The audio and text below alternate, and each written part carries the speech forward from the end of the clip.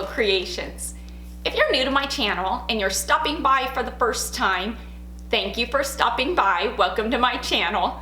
Stick around a while by clicking that red button for more crafting on a budget, more everything on a budget videos to come. And if you click it again when the bell appears, YouTube should notify you every time I'm uploading a new video, depending on the option that you choose in the drop-down menu of the bell.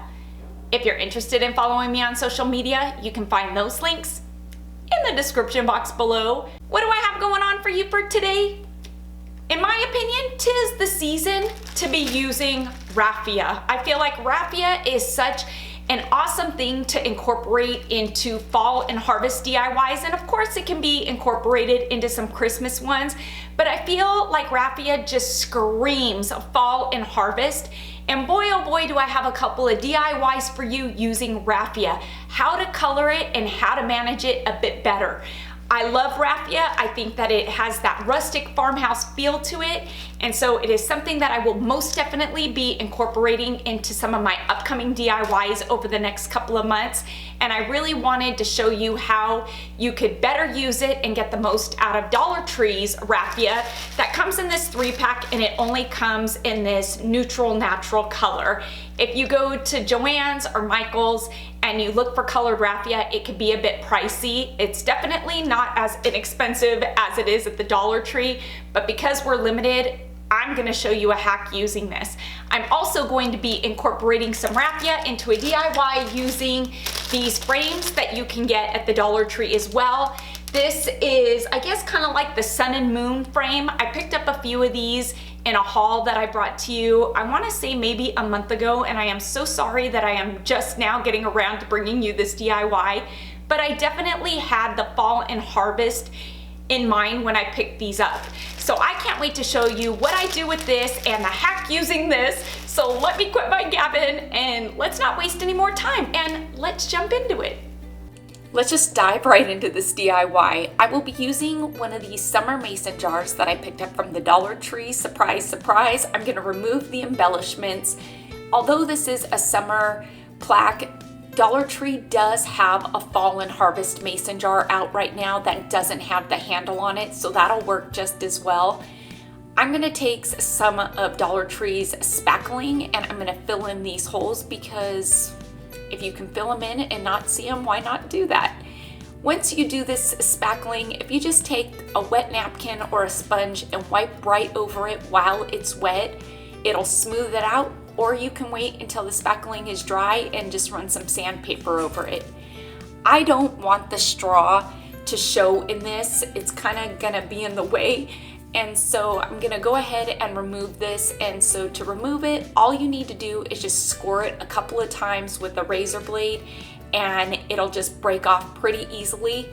Then I'm just gonna run some of Dollar Tree sandpaper right along the top of this just to smooth it out, and voila, just like that, we don't have a straw anymore and we've got a nice flat mason jar lid. I won't be using the decorative side of this plaque because there's really no reason to. I can flip it over and I can use the back of this plaque.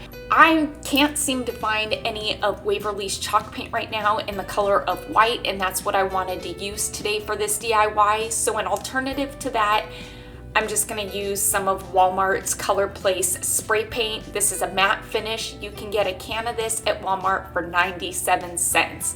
And so I think it's a great alternative and it's gonna be a bit faster.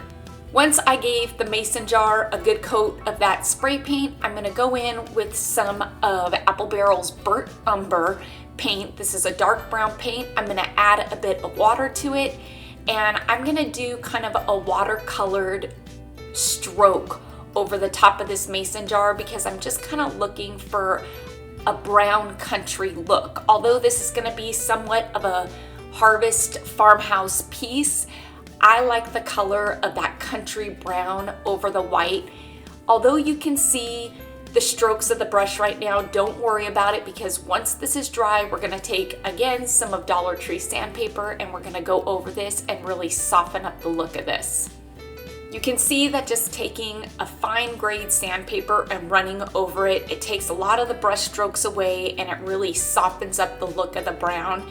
I'm gonna go heavier in some spots, lighter in other, because I do want some of the white to come through, and I really don't mind if some of the brown from the plaque itself comes through. I just really want to distress this, give it some age, and yeah, you know, give it that farmhouse country look. I want to say maybe 2 Dollar Tree hauls ago, I hauled 5 of these wood sun frames. These are awesome because once you remove the paper from the center, the frame part of this, it's wood, which is going to make it easier to DIY because you don't have to worry about a cardboard backing warping. For these sunflowers, I'm going to go the route of using puffy paint. This puffy 3D paint is one that you can get at Walmart anywhere from 50 cents to 89 cents a bottle.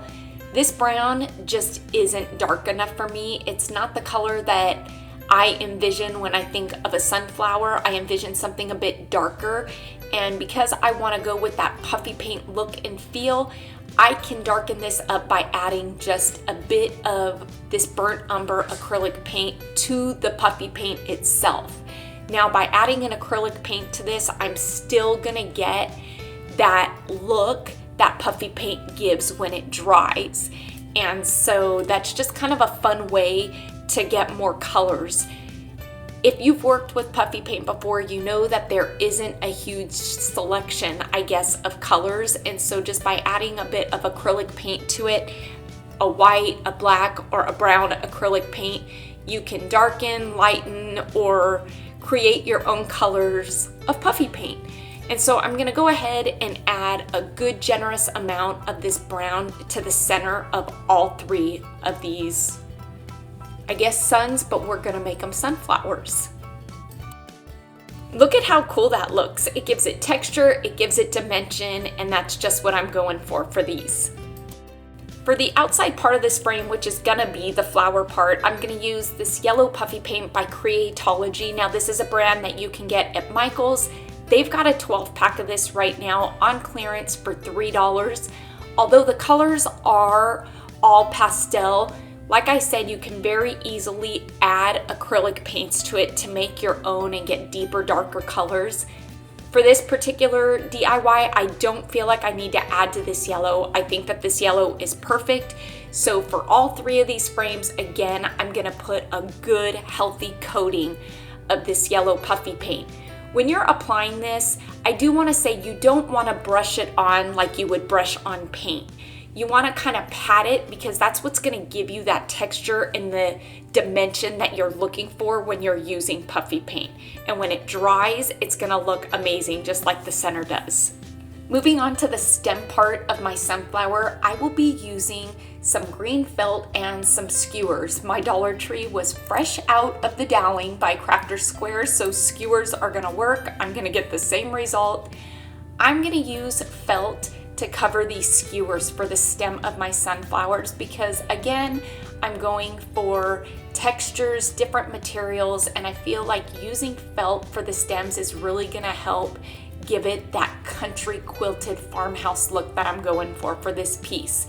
And so just by placing some hot glue on the skewer itself and just rolling it in felt, we are gonna make a stem. And I'm gonna do this to 3 pieces of skewers.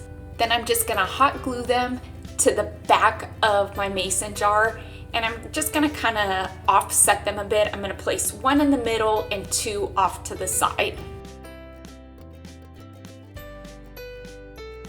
And since I'm waiting for the stems to dry, I figured now would be a good time to go ahead and place my twine hanger on the back to hang this piece up. When I placed my stems, I placed them so the center stem is a bit higher than the 2 off to the side, so that way the flowers aren't hitting each other. I'm gonna go ahead and place just a bit of hot glue on the front of the stem and place the flowers right on top, but this isn't going to secure them in a way that they're not wobbly. You'll see that they are a bit wobbly just by placing that amount of glue. So once I've got the flowers kind of placed, I'm gonna gently flip over my piece and I'm really gonna reinforce the back of these flowers and the stems together with hot glue. I tell you, there is not a time that goes by now when I am using a lot of hot glue that I don't think about Kayla.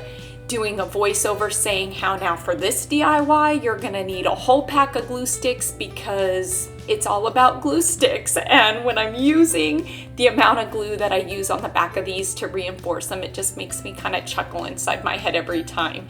And so you can see on the back here that I am placing a fair amount of hot glue on the back of the stem and on these sunflower frames, because this really is going to help them so they don't kind of wiggle and wobble around.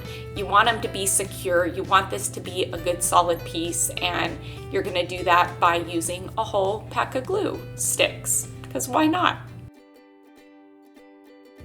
I still have plenty of felt left from covering my skewers, so I'm gonna take just one of these fake lamb ears and trace it because I want to incorporate a couple of leaves onto the stem of my sunflower. And so this is an easy way to get the shape just by tracing one that you have on hand, or maybe even one that's outside. I'm gonna add some brown stitching to my felt leaves with just a Sharpie marker. Quick and easy way to do that, and it's gonna add even more of that country quilted feel to this DIY. It's such a simple thing to do, it's easy to do, and yet it adds so much. It's little things like this that fine tune and add those finishing touches to a DIY. And honestly, I feel like the only place that these leaves need to go is in the center. I thought about adding leaves to the outside sunflower stems, but I felt like it'd be a bit too much. I think that just adding the two to the center flower is gonna do what I needed to do and give it the look that I'm going for. I'm totally happy with how that looks. After I got the flowers and the leaves on to my mason jar, I still felt like something was missing. Although I am gonna be adding a raffia bow to this, when I placed the bow, I just felt like it wasn't a finished piece. And so I decided to go in with my brown Sharpie marker and add some stitching to the outside of the mason jar, add it to the handle. Once I did that, look at how much that added to this. I feel like it's night and day. There is such a huge difference in the way this piece is coming together just by adding something as simple as these stitch marks around the outside of the jar. I still wasn't completely happy with it and figured that I needed to add it across where the mason jar ring would be, just to kind of differentiate and give it more of that mason jar look by adding just a simple line across the top.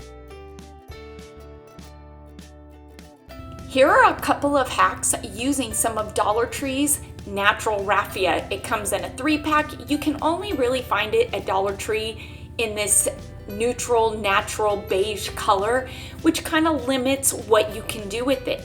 But if you take this 3-pack, you add some water to a bowl, and then you take your favorite acrylic paint and add your acrylic paint to the water, mixing it. Today I am using this primary yellow that I got from Michael's because I couldn't find any, and I am gonna add just a bit of the burnt umber to this bright yellow because I want to mute it out. I'm going for a rustic color.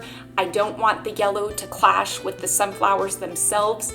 So if you add just a bit of brown to your colors, it will mute them out and it will give them that rustic aged look that a color gets after it's been sitting around for years. Once you've got your paint well incorporated into the water, you can very easily just take your raffia and soak it in the water or your paint water, and you really want to soak it in there. You want that raffia to absorb the paint, and you're gonna wanna let it sit there, I would say, for about 15 or 20 minutes, and you will see that your raffia completely absorbs that paint water. Now when doing this, you don't want to fill your bowl up completely. You want to put just enough water in there that the raffia is going to absorb it and take on that color. If you put too much, it's not going to absorb it. It's not going to dry out. You're just going to get stuck with kind of a watercolored raffia. But if you put just enough like you see me doing here, your raffia is going to absorb it kind of like a paper towel absorbs water, and then it dries, and that's the effect that we're kind of going for. So once I've got this well soaked into the raffia, I am going to set this aside for about 15 or 20 minutes and make sure that Again, there is no water and paint left at the bottom of this. Once I've got it well incorporated, you can see now it's been about 15 minutes and the water and paint is pretty well absorbed into the raffia. I'm gonna take the raffia and on top of a paper towel, I'm gonna set it out to dry. Now, I'm not gonna lie, this is gonna be a bit messy, so you might wanna wear gloves. You might want your surface to be well covered, but I straightened out my raffia and you can see that this is a beautiful yellow. It is no longer that natural brown. Another trick using raffia or working with raffia is even if you don't color it, if you wet your raffia and straighten it out, it makes it manageable. It makes it easy to work with. You can see how straight my raffia is here just by it being wet. It's not bent, it's not misshaped, and it's so easy to work with. And so even though I added paint to this, while it's wet, I am going to make my bow for the mason jar because again, like I said, it's easier to work with when it's wet.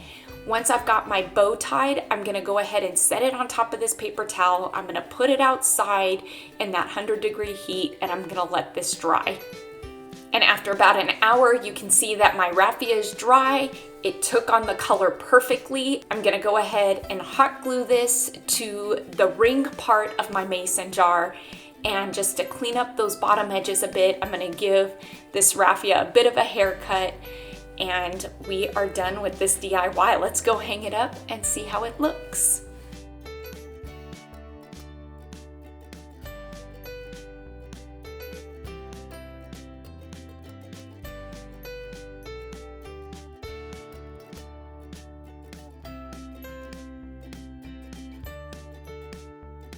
Sunflowers and mason jars. I love this piece. It really doesn't get any more rustic than that. Farmhouse, fall, and harvest. This is a fun piece and I love these mason jars.